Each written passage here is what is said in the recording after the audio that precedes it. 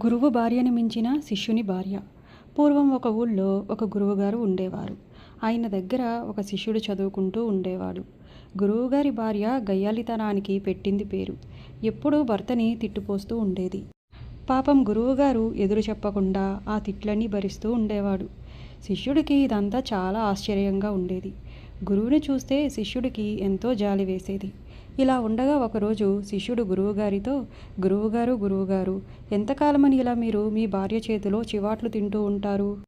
నేను మీ దగ్గర చదువు మొదలుపెట్టినప్పటి నుంచి చూస్తూ ఉన్నాను. ఆమె గారి తిట్లు ఏ రోజుకా రోజు మితిమీరిపోతూ ఉన్నాయి. మరి కొన్నాళ్ళు గడిస్తే చెయ్యి కూడా చేసుకుంటారేమో. అంతవరకు రాకముందే మీరు మరో పెళ్లి చేసుకుని సుఖంగా ఉండకూడదా అని అన్నాడు. అప్పుడు గురువుగారు, ఒరేయ్, నువ్వు చెప్పింది బాగానే ఉంది. కానీ నాకు ఇప్పటికే 3 వంతుల జీవితం అయిపోయింది. ఇంకెన్నాళ్ళు బ్రతుకుతాను? ఈ భాగ్యానికి మరో పెళ్లి చేసుకోవడం దేనికి? ఇలాగే మరో 4 ఏళ్ళు ముక్కు మూసుకుని ఉన్నాను అంటే నా జీవితం అయిపోతుంది. ఇప్పుడు ఎటు వచ్చి ఆలోచించవలసింది నీ గురించి. పెళ్లి చేసుకుని శుభ్రంగా ఉండవలసిన వాడివి నీవు. అందుకని నా సంగతి అలా ఉంచి నువ్వు మాత్రం జాగ్రత్తగా బుద్ధిమంతురాలు అయిన పిల్లని పెళ్లి చేసుకో. కానీ ఒకటి మాత్రం నిజం. నువ్వు ఎంత మంచి అమ్మాయిని చేసుకున్నా కొన్నాళ్ళయ్యేసరికి నీ మీద గొడవ చేయకుండా ఉండదు. ఇది నా అనుభవం మీద చెబుతున్నాను. నేను బ్రతికి ఉంటే నీ పెళ్ళం ఎంత మంచిదో నేను చూడకపోను అని అన్నాడు. అలా అనకండి గురువుగారు. అప్పటిదాకా మీరు బ్రతికే ఉండాలి. నేను చేసుకునే భార్య ఎంత బుద్ధిమంతురాలో మీరే కళ్ళారా చూస్తారు అన్నాడు శిష్యుడు. కొంతకాలం గడిచింది. శిష్యుడి చదువు కూడా పూర్తి అయ్యింది. గురువుగారి దగ్గర సెలవు తీసుకుని తన గ్రామానికి వచ్చేశాడు. మరికొద్ది రోజులలోనే శిష్యుడికి పెళ్లి అయ్యింది. మన శిష్యుడి పెళ్ళం గయ్యాళితనంలో గురువుగారి పెళ్ళాన్ని మించిపోయింది. పాపం శిష్యుడు మాత్రం ఏం చేస్తాడు? గురువుగారిని వెక్కిరించినందుకు తనకు మంచి ప్రాయశ్చిత్తంగా ఇలాంటి పెళ్ళం దాపురించింది అనుకున్నాడు. ఇలా రోజు చివాట్లు తింటూ సంసారం సాగిస్తున్నాడు. ఇలా ఉంటూ ఉండగా గురువుగారు శిష్యుడి గ్రామం మీదుగా పక్క ఊరు వెళ్ళవలసి వచ్చింది. శిష్యుడు ఎలా ఉన్నాడో చూసిపోదామని గురువుగారు శిష్యుడి ఇంటికి వచ్చారు. గురువుగారిని చూడగానే శిష్యుడికి పై ప్రాణాలు పైనే పోయాయి. కాసేపటికి తేరుకుని కుశల ప్రశ్నలు అడిగాడు. పక్క ఊర్లో పని ఉండిపోతున్నాను.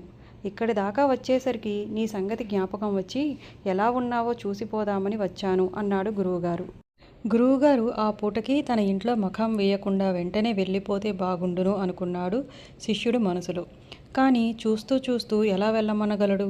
అందుకని తనకి ఇష్టం లేకపోయినా ఈ పూటకి ఇక్కడే ఉండి భోంచేసి సాయంత్రం వెళ్దురుగాని అన్నాడు శిష్యుడు. సరే అన్నాడు గురువుగారు. అప్పుడు శిష్యుడికి పెద్ద దిగులు పట్టుకుంది. నా పెళ్ళం నన్ను రోజులాగా ఇవాళ కూడా చెడామడా తిట్టిపోస్తుంది. గురువుగారిని వెక్కిరించిన నా బ్రతుకు ఆయన ముందరే బయటపడుతుంది అని. ఇప్పుడే వస్తాను కూర్చోండి అని పెరట్లో అంట్లు తోముతున్న పెళ్ళం దగ్గరికి వెళ్ళి, ఏమే, మా గురువుగారు వచ్చారు. ఈ పూటకి మన ఇంట్లోనే భోంచేస్తారు. సాయంత్రానికి ఆయన దారిన ఆయన వెళ్ళిపోతారు. ఈ ఒక్కరోజు మాత్రం ఆయన వెళ్ళిపోయేదాకా నన్ను రోజులాగా తిట్టిపోయకు. నా బ్రతుకు నవ్వుల పాలు అవుతుంది అని బ్రతిమలాడుకున్నాడు. శిష్యుడు మొహం చూసేసరికి ఆమెకి జాలి వేసింది. అలాగే అంది. కానీ నీ ఇష్టం వచ్చినట్లు తిడితే మాత్రం నీ పరువు దక్కదు. 100 తప్పుల వరకు మాత్రమే క్షమిస్తాను. ఆ పైన ఒక్క తప్పు చేసినా నేను ఊరుకోను అని అంది. సరే అన్నాడు శిష్యుడు. సంతోషంగా గురువుగారి దగ్గరికి వచ్చి కూర్చుని మాట్లాడుతూ ఉన్నాడు. మాటల్లో మధ్య మధ్యలో ఏమే, ఇంకా మడికట్టుకు ఎడవలేదా అని, ఇంకా రోటి దగ్గర అఘోరిస్తున్నావా అని, ఇలా తన ఇష్టం వచ్చినట్లు తిడుతూ ఉన్నాడు. శిష్యుడి పెళ్ళం నోరు మెదపకుండా పనిచేసుకుంటూ ఉండటం చూసేసరికి గురువుగారు మొత్తానికి నా శిష్యుడు మంచి పెళ్ళాన్ని సంపాదించుకున్నాడు అనుకున్నాడు. కానీ అసలు సంగతి ఆయనకేం తెలుసు? పెళ్ళం వేరుశనగ గింజలు ఒళ్ళో పోసుకుని శిష్యుడు తిట్టినప్పుడల్లా ఒక్కో గింజ తింటూ ఉంది. ఈ సంగతి పాపం శిష్యుడికి తెలియదు. నోటికి వచ్చినట్లు తిట్టేస్తున్నాడు. ఇంతలో వంట అయ్యింది, లేవండి అని లోపల నుంచి పిలుపు వచ్చింది. గురు శిష్యులు భోజనానికి కూర్చున్నారు. శిష్యుడు తన ధోరణిలో ఒళ్ళూపాయ తెలియకుండా భార్యను తిడుతూనే ఉన్నాడు. త్వరగా వడ్డించి అఘోరించు అన్నాడు. పెళ్ళం ఒక శనగ గింజ నోట్లో వేసుకుంది. కూర వడ్డించి ఏడు అన్నాడు. మరో గింజ ఖాళీ అయ్యింది. ఇలా చెడామడా తిట్టేస్తున్నాడు. శిష్యుడు తిట్లతో పాటు శనగ గింజలు అయిపోతున్నాయి. అప్పటికప్పుడే 100 తిట్లు తిట్టేశాడు శిష్యుడు. భార్య ఒళ్ళో కూడా ఒక్క శనగ గింజ మిగలలేదు. శిష్యుడి భార్య పులుసు చట్టి తెచ్చింది. వడ్డించకుండా అలా వెధవ మొహం వేసుకుని నుంచుంటావేం? ముందు గురువుగారికి వడ్డించు అన్నాడు శిష్యుడు. దానితో 101వ తప్పయింది. ఇంకా ఆమె కళ్ళు ఉరుముతూ అలాగే వడ్డిస్తా ఉండు అని ఆ పులుసు గిన్నె తెచ్చి శిష్యుడి నెత్తిన కొట్టింది. దాంతో శిష్యుడికి కపాలమోక్షం అయ్యింది. చట్టి అడుగు ఊడిపోయి అంచు మాత్రం శిష్యుడి మెల్లో కంటెలాగా ఉండిపోయింది. 100 తప్పుల వరకు సరే అన్నా కదా అని నీ ఇష్టం వచ్చినట్లు వాగుతావా అని చెడామడా తిట్టింది.